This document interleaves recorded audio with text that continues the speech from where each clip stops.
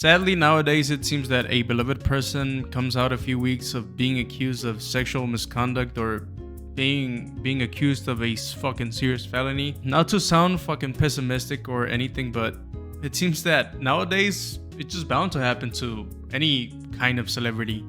With any level of fame, even a small level of fame, they're gonna have some serious shit happen to them. And who's that person who we want to put their fucking head on a pike? Well, that's Justin Roiland. He's one of the co-writers of a obviously famous show. I don't know if you've heard of it, but Rick and Morty. Wubba lubba dub dub! He was charged with domestic violence in 2020, I think, early 2020. In 2023, those charges have been dismissed. Those criminal charges have been completely dismissed. Basically, the other person couldn't prove to the judge that Justin Roiland has actually been that way. And he was previously charged with one felony count of domestic battery with corporal injury and one felony count of false imprisonment by menace, violence, fraud, or deceit. And it is connected to an incident that took place in January 2020 with an anonymous J. Doe who was in a relationship with Roiland at the time. He pleaded not guilty to the charges in October 2020 after being charged in May 2020. So basically, they couldn't prove that he was abusive towards her. And those punches or whatever he did, they caused enough damage to be able to send her to the hospital, but she couldn't prove anything. Maybe because he didn't let her leave or anything like that.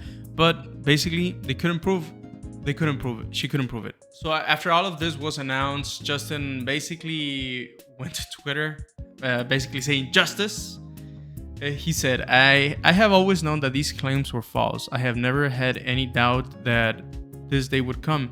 I'm thankful that this case has been dismissed, but at the same time, I'm still simply deeply shaken by the horrible lies that were reported about me during this process.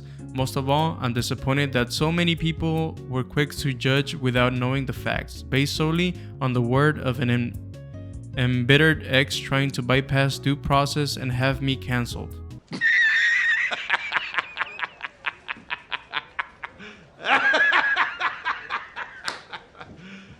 You serious? I don't get the cancelled part since she didn't go public about it. She did it under the rug or whatever you call it. And then he says that it may have succeeded even partially is shameful. However, now that the legal case has ended, I'm determined to move forward and focus both on my creative projects and restoring my good name. Now, I don't think he's restoring his good name. I don't know if they're gonna bring him back to Adult Swim or High in Life or any games that he was on. Polar Opposites as well. He was on that too. Any Adult Swim and the game company, they haven't said anything until now. I mean, I think they're probably gonna say something at some point. I mean, I feel like they have to, since now the case has been dismissed and everything apparently was false. And the reason why I say maybe, it's because there's basically been people on Twitter showing the messages that Roiland had on like basically he had messages with minors and shit like that, or with people that were minors. Not every single person was a minor, especially one that I have here.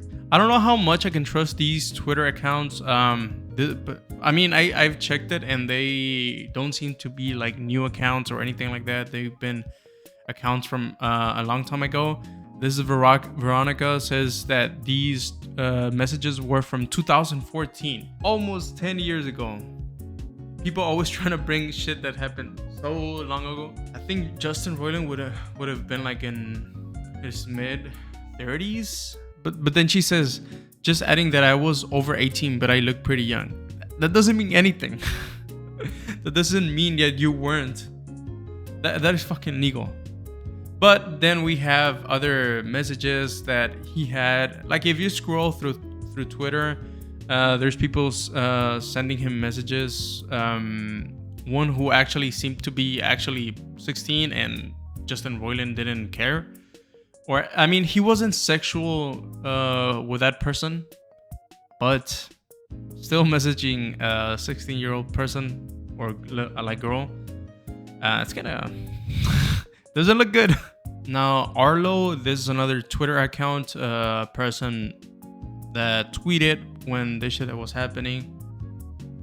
Actually, when did it happen? 2023. So when the charges were placed, or when the public knew about it, she basically says Justin Roiland has a track record of using social media to hit up and exploit vulnerable people and minors, and I believe that is an open secret in the industry. He's used my sexual trauma and my love for RMA, I think that's Rick and Morty, to groom me, and I'm just one of so many. I'm so glad that this is public.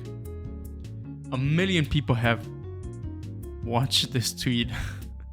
This was literally his response to me telling him about my childhood sexual trauma. At the time, he was drunk, and we were just getting to know each other in context with all the other information about him out there. Yes, he's a fucking insane creep. Again, I don't think she says that she's a minor. By the way, we also don't have any like a bunch of information of how he was doing the things that he did, and like nothing from the case from that woman. I don't think we even know who that woman is. But it was his ex-girlfriend. Maybe there's a fucking picture I can find. There's not a lot of information on this shit. So to be honest, I think there is enough information to know that he's kind of a creep. And also like messaging 16-year-old girls. Yeah, even if you're trying to be friendly, nowadays it seems like you can't even, like, if you see a minor, it's like it should be like video games. If you become if you have any kind of celebrity status or anything, like you should be like in video games. Like, you know, in video games they don't put kids because they don't want you to kill kids. Kind of like that in real life. If you become like an adult, if you're 18 years old in 1 minute, you see anyone under 18 as a fucking minor, and you shouldn't fucking talk to them.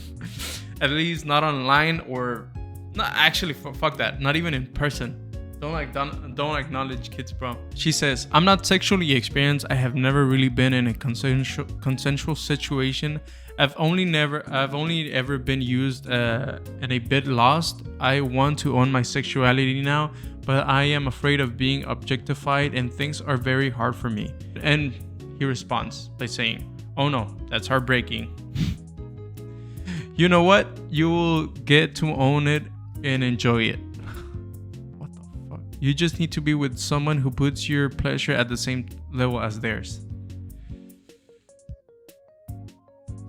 Again, these are messages with fans.